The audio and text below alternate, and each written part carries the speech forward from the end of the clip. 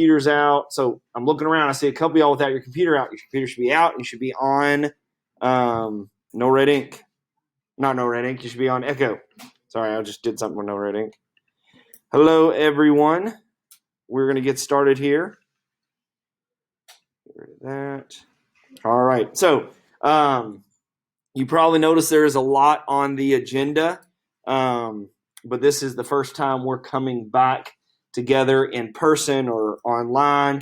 Last week was the perfect storm of chaos for my family and myself and school and everything. Having the snow days and being out, my grandfather passing away, and having family in town and having a funeral. My wife was incredibly busy with work.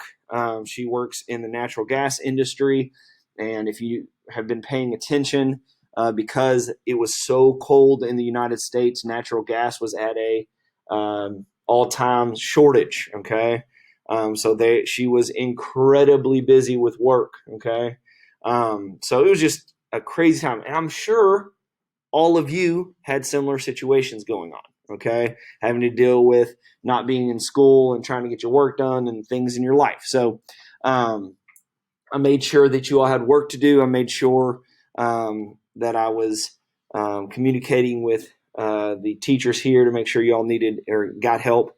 But I wanted to take a moment today to kind of go back and make sure we're where we need to be, okay, and kind of discuss that as we go. Sorry, getting a message on Go Guardian, just checking here.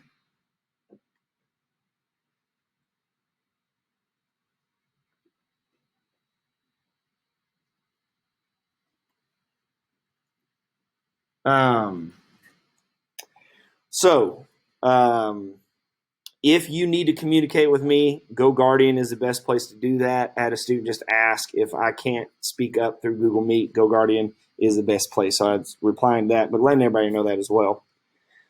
So the first thing we're going to do is we're going to check your Revolution and Reading Turns Chem Chart assignment, because usually what we'll do is we'll be in person and I'll give you the Chem Chart and you'll go through it and do it, and I'll come around and check everyone's individually. Okay, obviously we can't do that with distance learning, and I need the people at home to have those terms correct now, okay? And I need you all who are here to do that now, because we're moving on with this information, okay? We're behind and we need to keep pushing forward, okay? So everyone click on this first item, and there are a lot of you all that haven't turned this in yet, so right now we're doing it together. There's no reason not to have it done, okay? So if you open up this right here, it was due last Thursday, open up that template. So everyone should be opening up that template. Carl, you got your computer in your lap? Oh, okay. Gotcha. Open up that template. Everybody should have that open. Even if you have it done, you should be opening that up and you should be looking at it, making sure it's correct. And it looks like this, but I have the words, the correct words aligned, okay? And you are going to check. So you might need to pop back and forth, but I'm going to read them out loud. So if you're on your document, you can't see my document. So giving everybody plenty. Say it again. Will you share your screen? Yes, I'm sorry. I thought my screen was shared. I apologize. Thank you.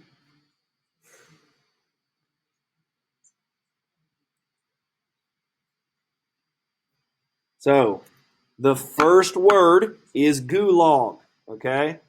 Have you ever heard the word gulag before? Yeah, I bet some of y'all heard it in gaming maybe, sending someone to the gulag. Well, that actually comes from Soviet-era Russia, okay? And it was a labor camp maintained by the former Soviet Union from 1930 to 1955. So if you were sending someone to gulag, you were sending them to a labor camp, okay? Yes.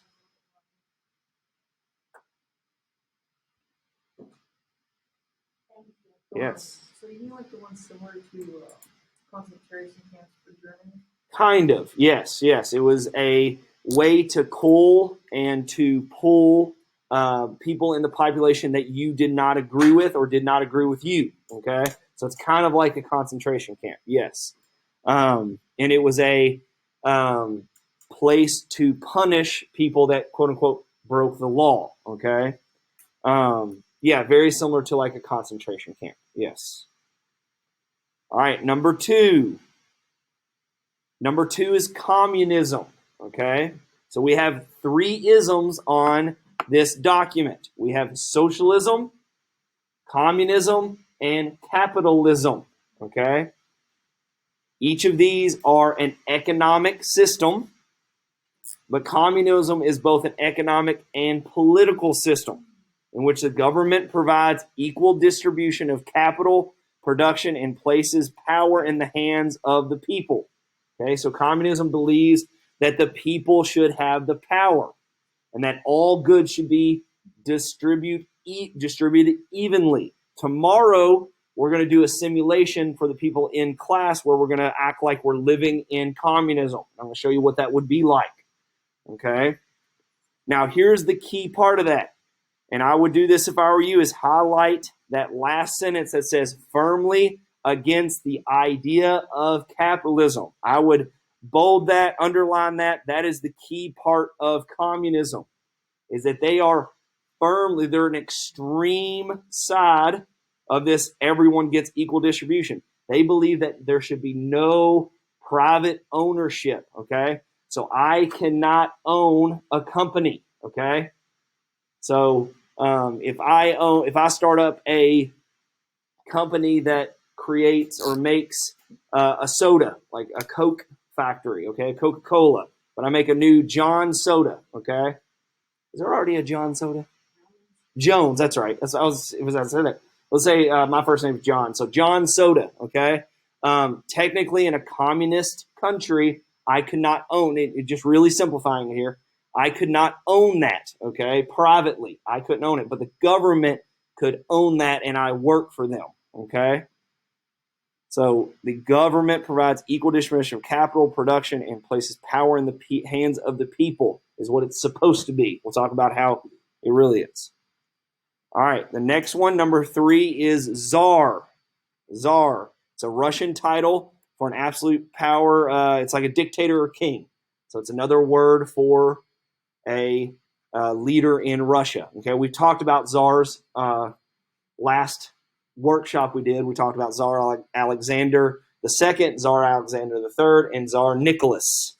Okay. All right, number 4, scapegoat. Number 4 is scapegoat. A person who is unfairly blamed for something that others have done. It's a propaganda technique. Okay? You're blaming someone else. They are the scapegoat. Okay? And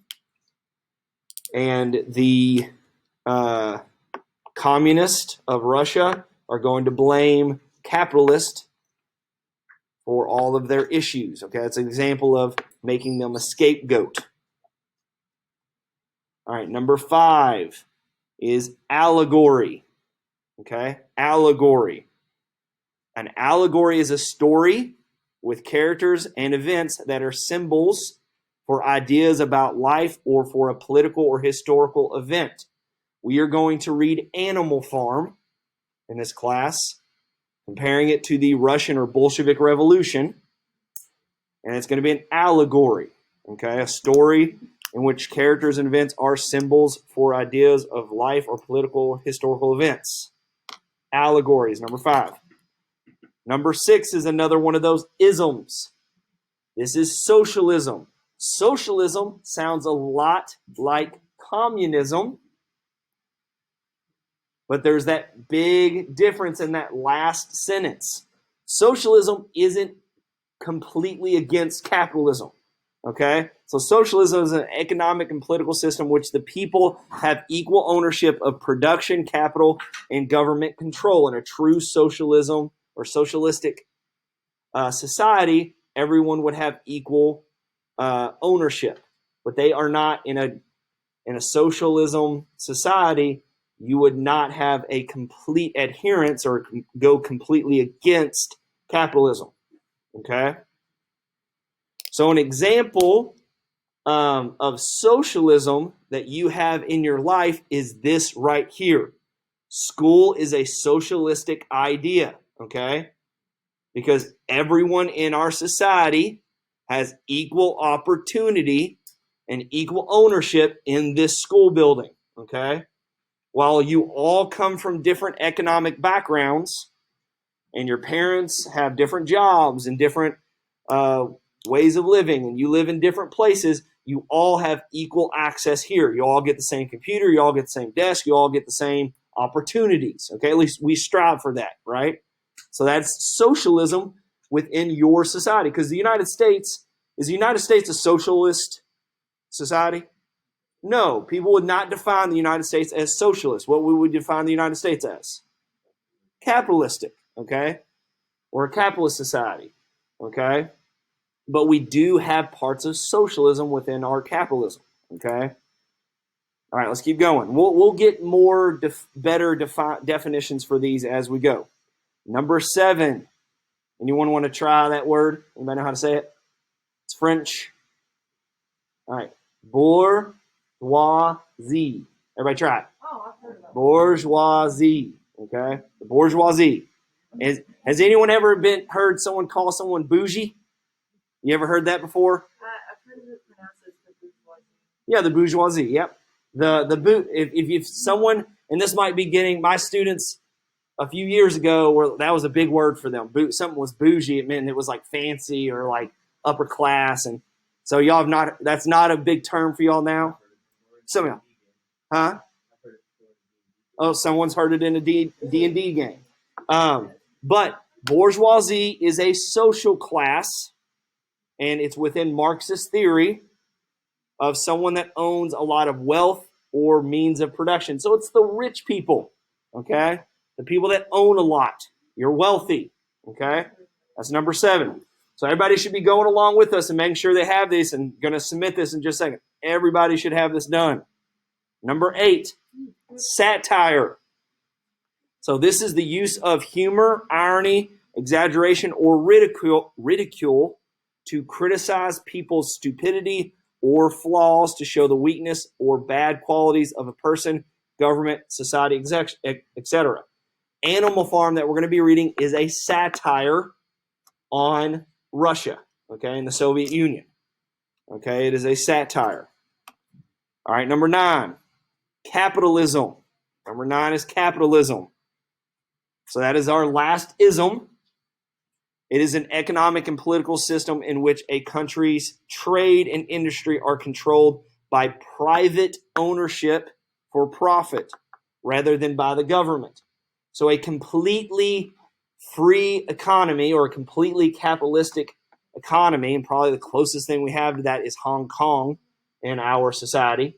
But a completely free means that the government does not get involved in ownership of the private sector at all, okay?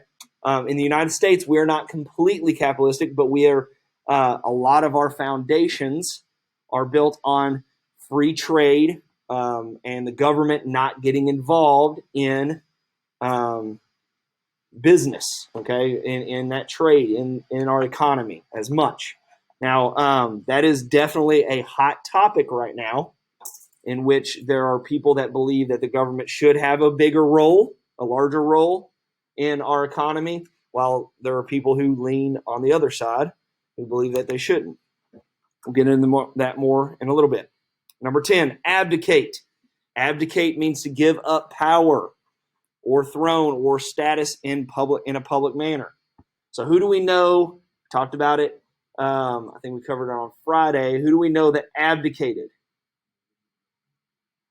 Nixon resigned, okay? And we could say he abdicated. Yes, so one of our presidents, Richard Nixon, someone said that he abdicate. Sorry, I hit the button.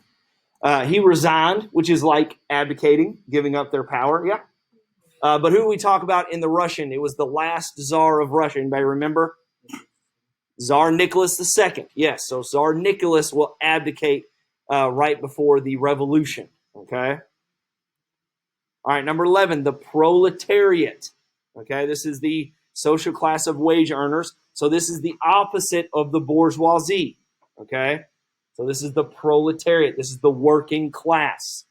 Okay, this is that opposite side. So it's the people who are the wage earners and who earn a living by manual labor, the working class, the proletariat. Okay. So most of the first and second class we probably have this society involved. Say, well, not first and second class. It would be like the workers versus the owners of the company. So if I am the owner of John Soda, I'm the bourgeoisie. If you work for me making my soda, then you're the proletariat. You're the working class. You don't own the business. All right, number 12 is totalitarianism or tyranny. And we've talked about that in this class before whenever we talk about governments at the beginning of the year. That is absolute or total control by the state or government. Government has control over all aspects of public and private life. So totalitarianism, think of that word total control. All right, number 13. We'll talk about propaganda in this project. Propaganda, how many of y'all heard of propaganda before? Most of you covered in middle school. Yeah, propaganda. They are information, ideas, or rumors deliberately spread widely to help or harm a person, group, movement, institution, nation, etc. We have propaganda in our lives today. Isn't it like the political statements? How one side says this about the other? Sure. Can that be propaganda? Yeah, for sure. So whenever someone puts out a political ad, can it be propaganda? Yes. Anybody ever seen a political meme on social media? Those are propaganda, guys. Those are propaganda. Okay.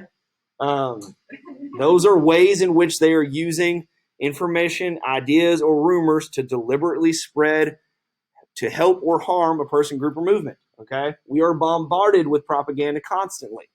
Okay. And one of our goals of this class is to teach you how to see through all of that. Okay. And to see and search for the truth. Okay. All right. Number 14, emancipation. Okay. Emancipation is the fact or process of being set free from legal, social, or political restrictions. Okay. Anybody ever heard of the Emancipation Proclamation? What did the Emancipation Proclamation do? Grace. Oh, okay. That's all right. You've heard of it. That's good. Awesome. It freed the slaves. Okay. During the Civil War, Lincoln signed the Emancipation Proclamation, freeing the slaves of the United States. So think emancipation is being set free. All right, fallacy, number 15, fallacy. A mistaken belief, especially one based on unsound or false argument.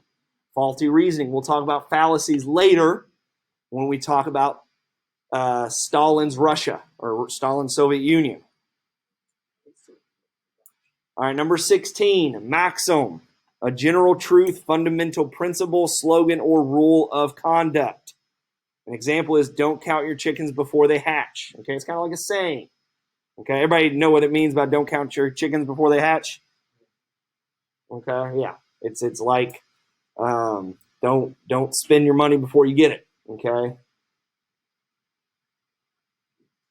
They've been talking for a long time about stimulus checks coming to people, another set of stimulus checks, and a lot of people are spending that money before they get it. So don't count your chickens before they hatch. Number 17, symbolism. A way for people to communicate beyond the limits of language. Okay, we are going to have a lot of symbolism in Animal Farm. Okay, because we're going to have animals being symbols of historical figures and ideas. All right, last one, 18 is irony. A state of affairs or event that seems deliberately contrary to what one expects and is often, not always, amusing as a result. Irony. And we're going to look at the irony of the Soviet Union being a communist country, that the people are supposed to have all the power, Does anyone, spoiler alert, anybody know what happens with Stalin and the Soviet Union? Do the people have the power? Well, I mean, afterwards, after the fall. We'll find out. Okay, hint, hint. Stalin doesn't give them much power. Okay, Stalin is a totalitarian dictator. Okay. All right. So now, what I expect that you have done is the memory clue, but go ahead and submit to show me that you followed along with this. You got all the words lined up, and you get credit for at least having the words there. Okay. And I want you to be able to reference this later so that if you, while we're working on this, you know these terms. Okay. So go ahead and hit submit. Submit my work for the chem chart. Did anyone miss any of them? You want me to go back over a number?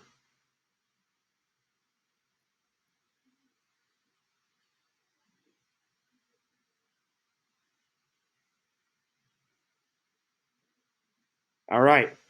All right, we're going to move on.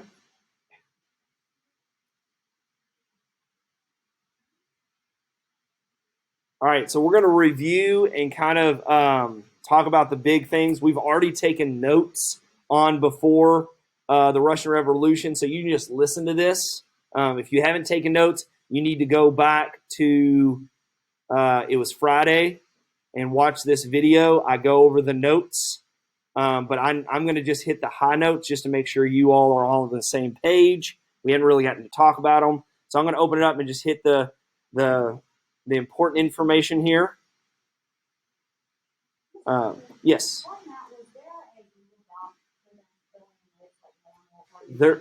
There was not. Okay, on these you were just taking notes. Those Google Docs before are kind of like practice.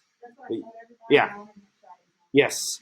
So I'm not going to make those note-taking guides every single time because teachers aren't going to do that for you. But I wanted to give you examples as we went through. But on these next two, we do not have a note-taking guide.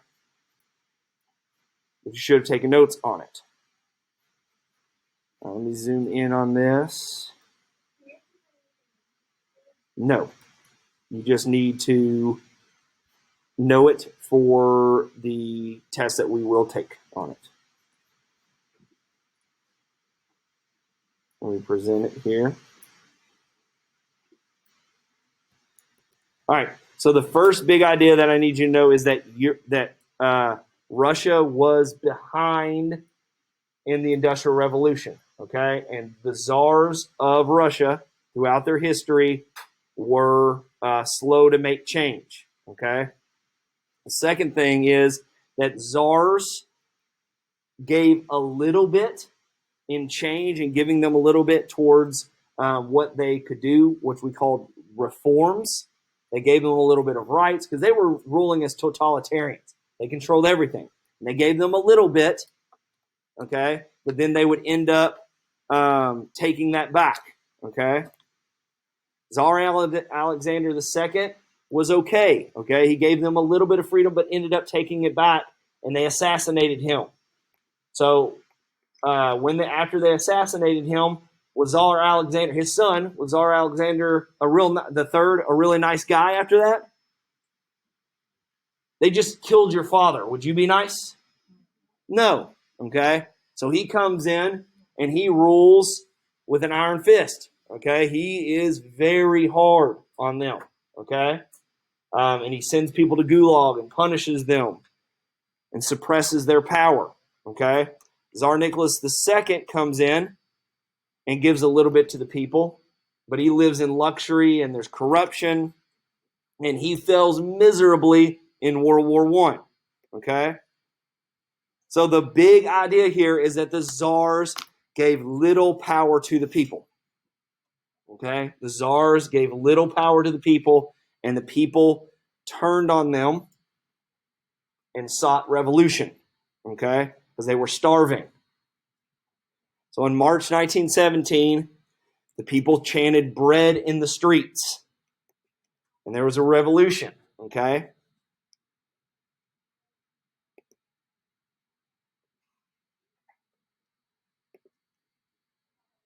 In the end of that revolution, there was a leader called Vladimir Lenin. who was a Marxist, okay? We're going to talk about him again in just a second, but I want to go over Marx, Karl Marx, okay? So I'm going to slow down here.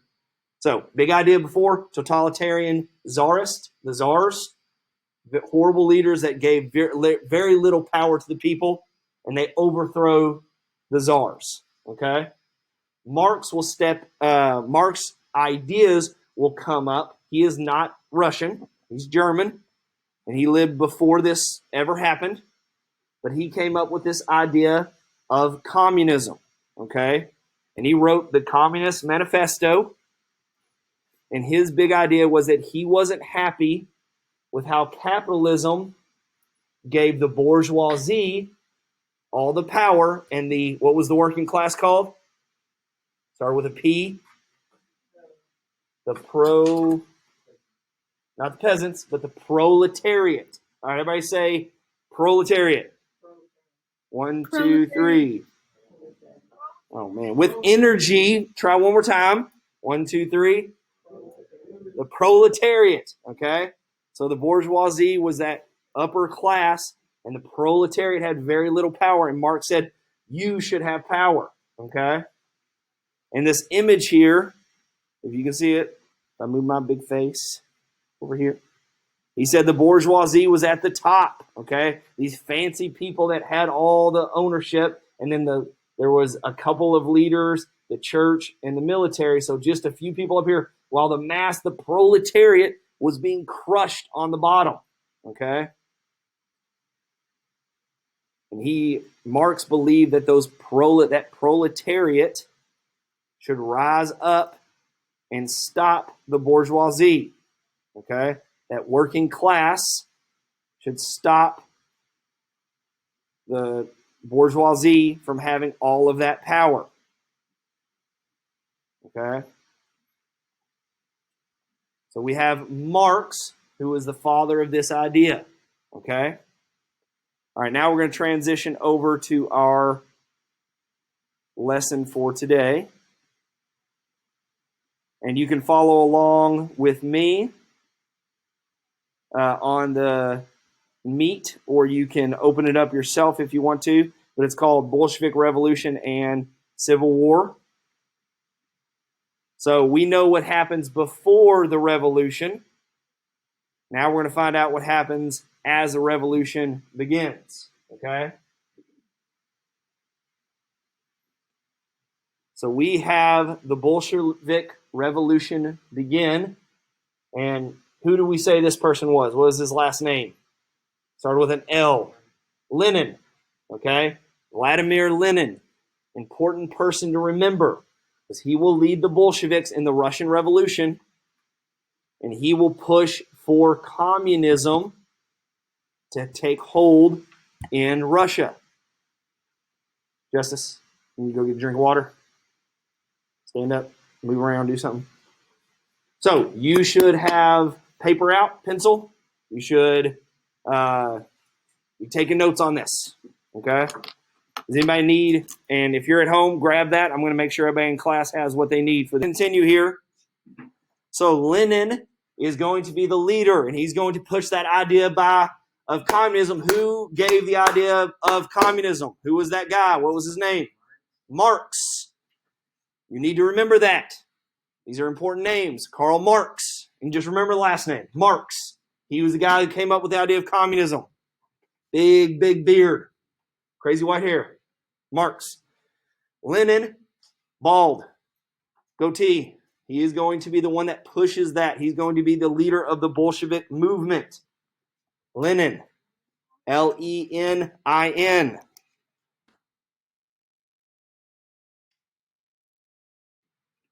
There he is right here, Lenin.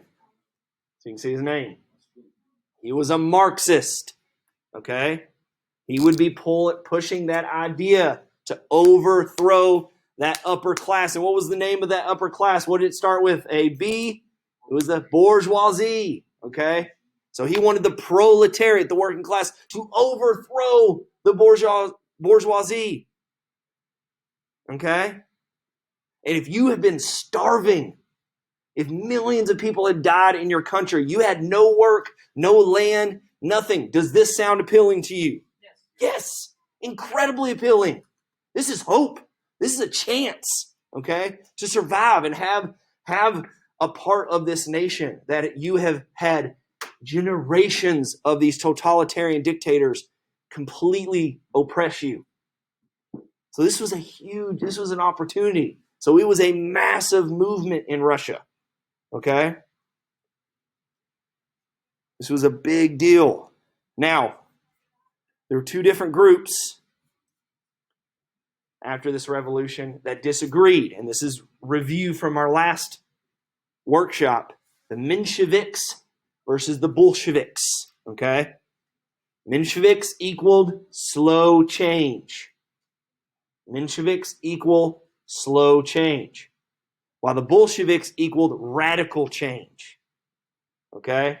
You had slow change with the Mensheviks, and the Bolsheviks wanted radical change. There's going to be a civil war during this revolution between the Mensheviks and the Bolsheviks, and we'll talk about that later. Okay? But they will go to war trying to claim power. Okay? The Mensheviks wanted more of a capitalistic, democratic system with a legislative branch, while the Bolsheviks wanted this communist idea. Okay? The proletariat coming up and taking away all property, taking away ownership of companies, putting in the hands of the people.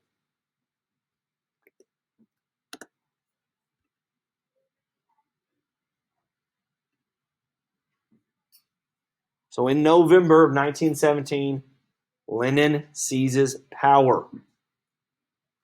Okay, there's two parts of this rebellion or this revolution. There's the March and then there's the November. The November is the most important. But either way, 1917 is the date. Is World War I over yet? Anybody know what year World War I ended? 1918. Okay, so World War I is still going on. So in 1917, Lenin comes into power and he does the following, okay? He renames the Bolsheviks to the communists, okay? But he'll do four things. This is the four important things to know. One, he ends private ownership of land. You cannot have these large ownerships of land. And this is mainly large farmers, okay? So these nobles that were part of the government before no longer have ownership of these lands, okay? Land is now owned by the state. Land is or the government, okay? So ended private ownership of land. Lenin would give that land to peasants, okay, to the proletariat. So every citizen would get a plot of land that was theirs to farm. They didn't own it, but it was theirs to farm and theirs to cultivate, okay? So he took the land from the wealthy and the rich who had been owning that land and farming it for generations and gave it to the proletariat.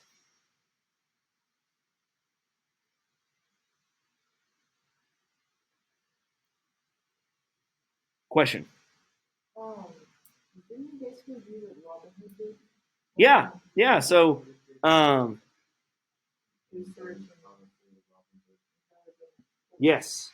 So, take from the rich and give to the poor. So this idea of like Robin Hood. Yeah, these things sound good so far, right? This doesn't sound like a bad thing, right? So let's keep going.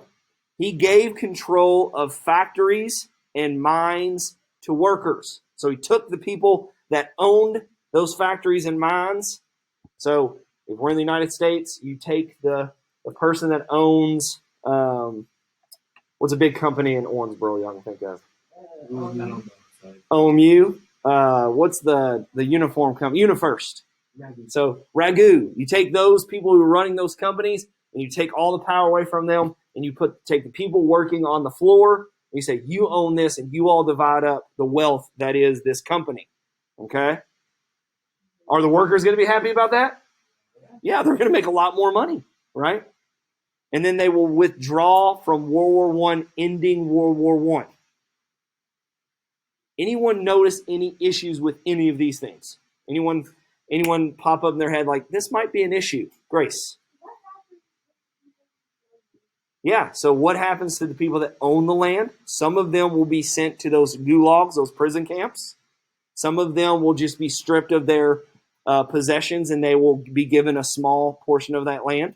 Good question. Anything else? I've seen photos of real estate after communism and so on, and it's literally like the apartment complexes, but larger in Okay. quantity. Yeah, so another point, Calvin says that in giving everyone the same, you're not going to have those nicer parts of life, okay? Because in giving everyone the same thing, there's no opportunity for luxury. He said that he saw some images of like apartment complexes that everyone had the same, but they were really small and dingy and not very good. Is that kind of what you're saying?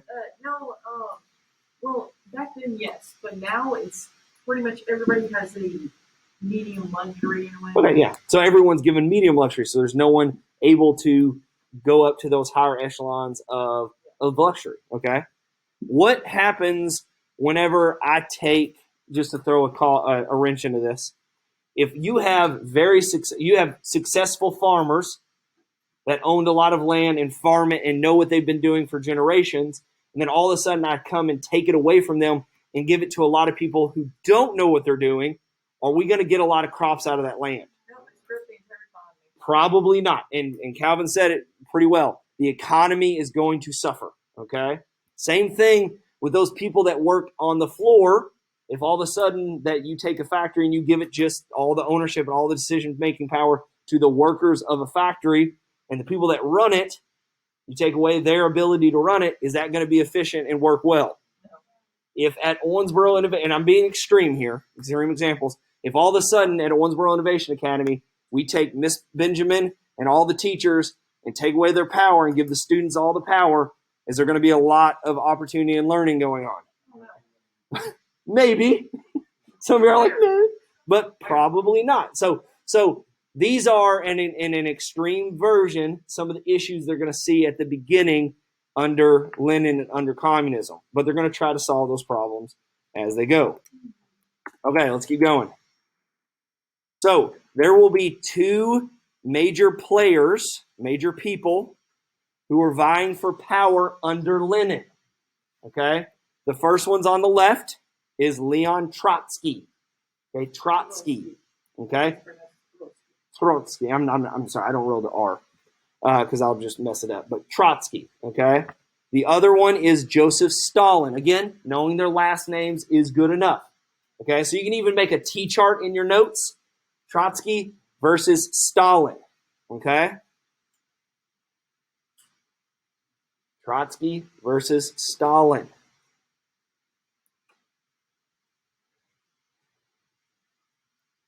Trotsky is going to be the idealist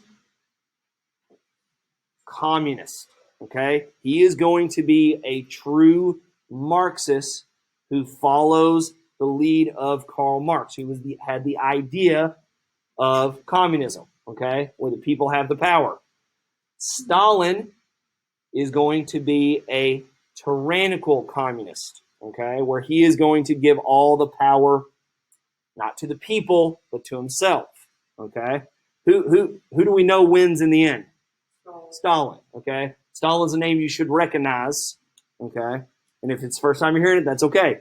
But spoiler alert, Stalin comes out ahead, okay, and we'll talk about why and how this happens.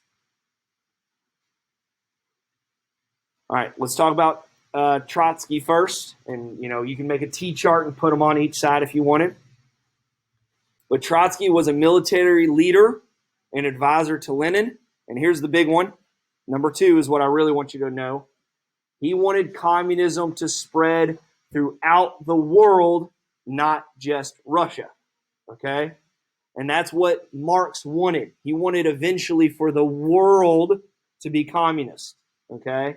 For the whole world, the working class to rise up and take power. That's what Trotsky wanted, okay? He wanted government comprised of working class and strength to be held in the hands of the people. He wanted the people to be in power. Okay?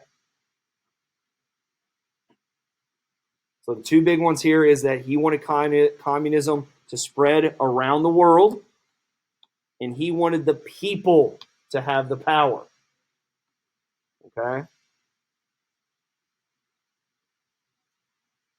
And he had a much closer view of communism linked to Marx. Okay? Karl Marx, who created communism.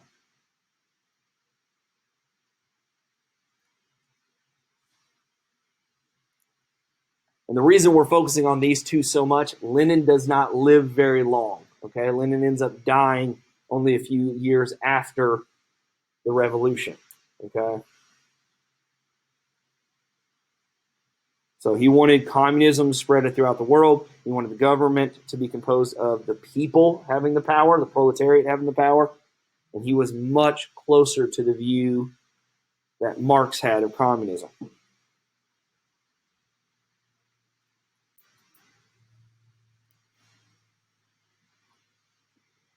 All right, so Joseph Stalin's on the other side.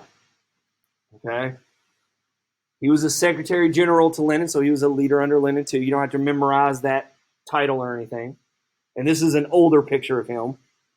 He always had that thick, big mustache. That big mustache actually originated from Cuba. Yeah. Well, Cuba will kind of take from the lead because Cuba will become communist as well, following the lead of the Soviet Union. Yep. It was very popular in Cuba. Yep. Mm-hmm. But the difference between him and Trotsky is that he wanted Russia to be a communist superpower. So instead of spreading communism around the world, he first wanted to make Russia a superpower. Okay? So if Russia is a superpower, then the rest of the world would see how wonderful communism is and eventually follow along. Okay? So Stalin was much more focused on Russia individually becoming communist and becoming a superpower in the world. And he wanted a strong central government to protect the interest of the people. Okay? He wanted the government to protect the people. Not for the people to be the government, but for the government to protect, quote unquote, the interest of the people. What philosopher did we talk about that wanted a really strong central government that quote unquote, protected the people? Does anyone remember what his name was? Wasn't it the other person that wasn't John Lennon? Not John Locke, but Thomas Hobbes. Hobbes wanted to protect. He wanted a strong government. So Stalin is like Hobbes in the fact that he wants a very strong government to protect the interest of the people. Okay? But his views are further away from that of Marx. Okay? But he led people to believe that he was right in line with Marx's teachings. Okay? So he will kind of convince people that he is leading Russia just like Marx would have wanted. And it would be the Soviet Union at the time. But he's leading them like Marx wanted, but he is further away from what Marx truly wanted in communism.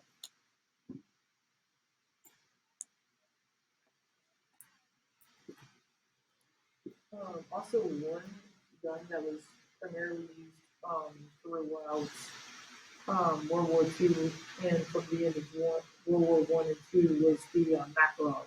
Mm-hmm. It was originated from Cuba. The reason why the trigger guard is so large is because of the Cuban gloves, because back then it was quite cold. Still it is, but nothing like it. And that might be something you use for like end of the year project. We'll talk about that later, but yeah. All right, let's keep going. All right, so to sum up between the two, Trotsky wanted to spread communism around the world, while Stalin wanted just to focus on Russia and make it a superpower. Trotsky wanted the people to have the power and for the government to be in the hands of the people, almost like a legislative branch type. like where the people had representation and was in the hands of the people, while Stalin wanted a small group to have the power and protect the people. Okay. Trotsky was much closer to the views of Marx, while Stalin was much closer, was further away, but would convince people that he was much closer. All right, so a civil war would break out between the Reds and the Whites, okay?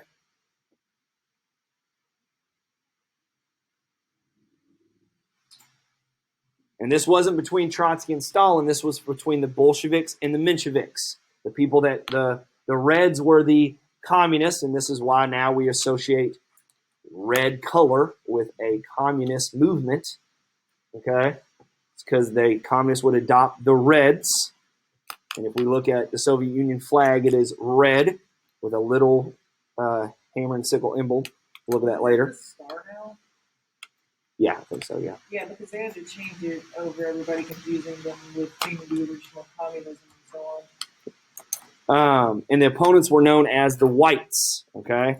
It had nothing to do with race or anything like that, because some students have thought that in the past.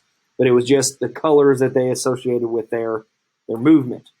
So Trotsky would create the Red Army, and he would lead the army and be a very successful leader for that army, okay? And they would win, okay? And in 1918, the former Tsar and his family, so Tsar Nicholas and his family, would be rooted out and murdered, okay? So they killed this movement because the whites still aligned with the nobles. The communists would kill the Russian family, and they would take control of Russia officially in 1921, okay? So the big idea of taking from this is that there is a civil war between the Reds and the Whites. The Reds were the communists, while the Whites were wanting the small changes. And by 1921, the Red Army had taken control. So by 1921, they have complete power in Russia.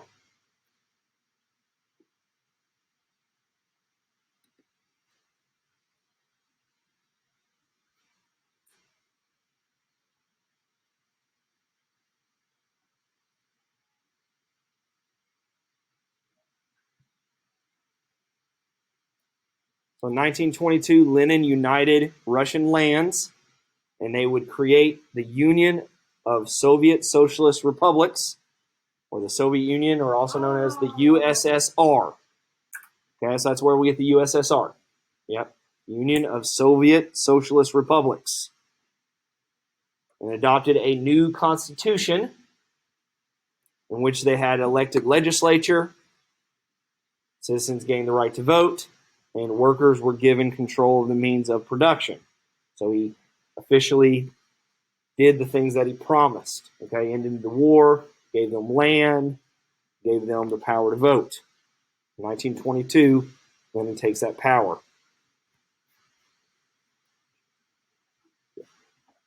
Sorry, went too fast.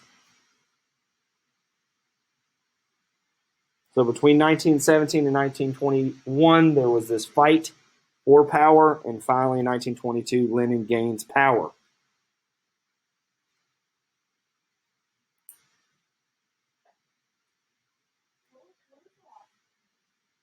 Workers were given control of the means of production. Good question. Sorry. So in the workers given the control of the means of production is what we talked about earlier.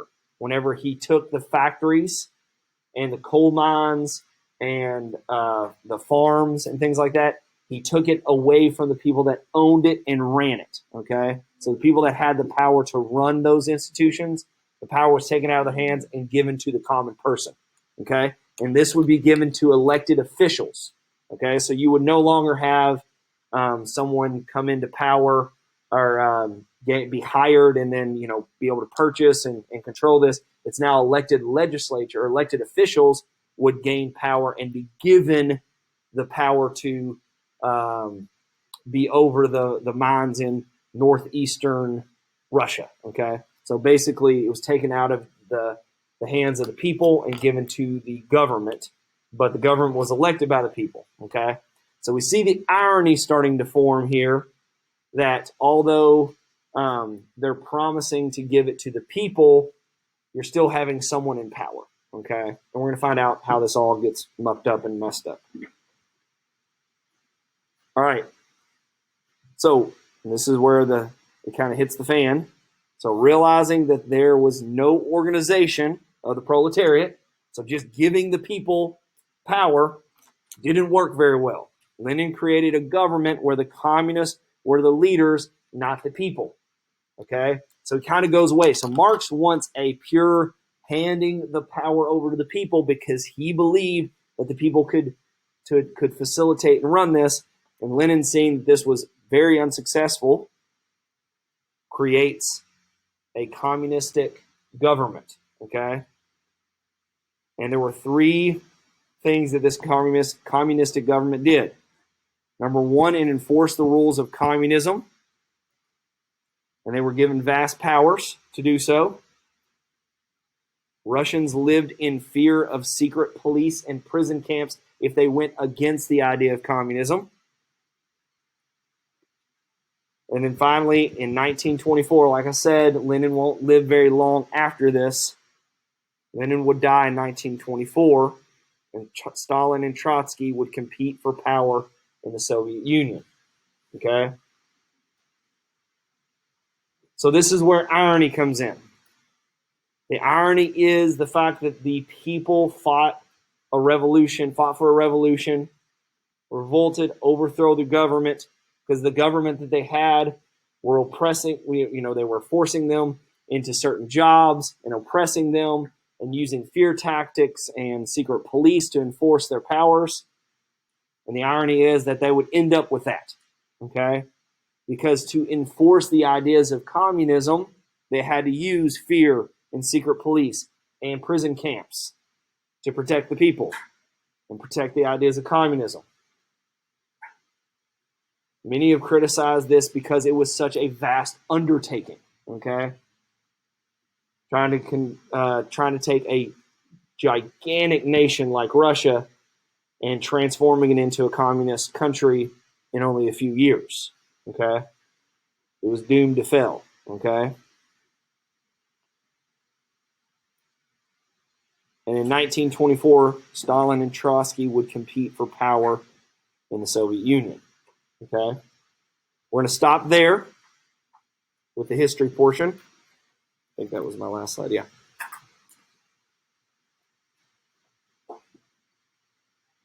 And we are going to start looking at Animal Farm because we are going to read Animal Farm and begin to look at and discuss the allegorical connections, because we're going to see right away that there are characters that are representative of these people, like Marx and Trotsky and Lenin and Stalin, okay? We're going to see them represented in Animal Farm, okay? So the first thing I want you to do is I want you to go back to the Echo agenda, and I want you to click on the Animal Farm PDF, okay? And I want you to download that. I am going to give you a hard copy, okay? So you do not have to read from the computer. I debated on this back and forth, but I realized that I have not made many copies this year because we've been virtual so much, so I haven't used much paper at all, so I thought I'll just go ahead and print it. It's about a 22-page back and front novelette. It's a small book that we're going to read, but I went ahead and print it for you. But in case I'm going to really push for you not to lose it because I don't want people to lose this. But if you cannot get your hands on it, or you have to quarantine or XYZ, you have a digital copy. So everyone click on this PDF. So if you're in the room, you're doing it now. If you're at home, you're doing it now. Click on that Animal Farm PDF. That will open this up. This is a horrible place to read the assignment, okay? So what you want to do is you want to hit this little down arrow. That will download it. And hit save. and that will download down below, and then you can open it up, and it will open up in a larger area so you can read it from there, okay? And yours will download to your downloads. Mine downloads to on my Apple to my downloads, but you will have that available to you. Also, I want you to bookmark it. So hit the little star at the top. So everybody bookmark it. And now it should be in your bookmarks. Mine, I have a ton of bookmarks, so mine's down at the very bottom down here. But you'll be able to have that, and over the next 2 weeks, we'll be reading this, and you'll be able to access that if you do not have it with you, okay? And I'll be passing out the hard copy whenever you're in class, okay? Yes. Yeah, so there's a few of you all I've talked to that have read Animal Farm. You're going to reread it, and that's okay that you've already read it. And I'm not saying you're one of these people, but a few of the people that had come up to me earlier and said they read it, I'm like, who's the main character? What's the theme? Tell me about it. And a lot of you all are going, I don't really remember, So once you get into it, you might remember. That's honestly a benefit for you all, because I'm sure that whenever you read it in middle school, you didn't do an allegorical comparison to the Russian Revolution, probably. Yeah. Yeah, and that's fine. And if you already read, that's okay. That's a good thing, honestly. I read the Animal Farm along with the, there was a book on Stall. We read the Animal Farm along with that. Okay, interesting. Good. So, yeah, you'll be reading again, and honestly, you just kind of have a leg up. You can go ahead and pass those out. It's fine. Okay, last thing we're going to do other than no red ink is we are going to, let me see how much time we have left. Let's see. You know what? I'll save the Orwell background assignment for tomorrow because we went a little long discussing everything, and I want to give you all plenty of time to keep going with no red ink. So we'll save the, and I'll edit the agenda right now. We'll save the George Orwell background assignment, and if you jumped ahead and did that somehow, that's okay. But looking at time, we'll save that for tomorrow. And you all can go ahead and jump into No Red Ink. If you're done with No Red Ink, you can start looking at Animal Farm or go to tomorrow's agenda. You can go ahead and do the George Orwell introduction. I'll go ahead and put that on tomorrow's agenda ready to go. But otherwise, you all are free to go at home and get to work on the No Red Ink. And if you all have any questions, please let me know. Thanks.